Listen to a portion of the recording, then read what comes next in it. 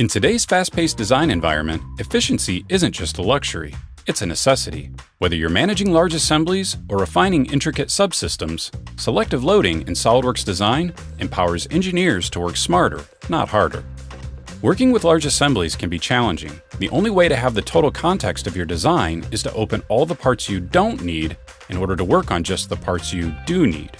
But what if you could start in a lightweight browser application and choose only what you wanted to work on?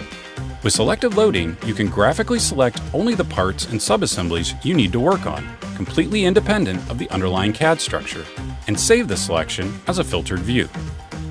In SOLIDWORKS Design, instead of waiting for every component, mate, and reference to load, you can surgically open just the parts you selected and begin designing right away. This reduces open times and allows you to start designing faster with a lean and responsive workflow. It doesn't stop there. Need to isolate a specific system within your design? Filter by custom properties, maturity states, or even volumes to quickly zero in on relevant components. Once filtered, these selections can be assigned to a task, ensuring efficient design communication. This targeted approach eliminates the noise and lets you work with precision.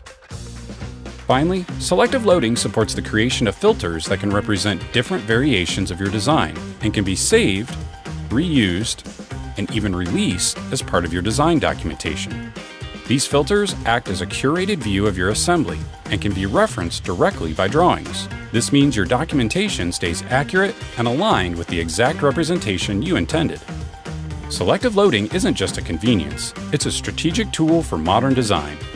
By enabling focused access, intelligent filtering, and built-in governance, selective loading ensures your assemblies work for you, not the other way around.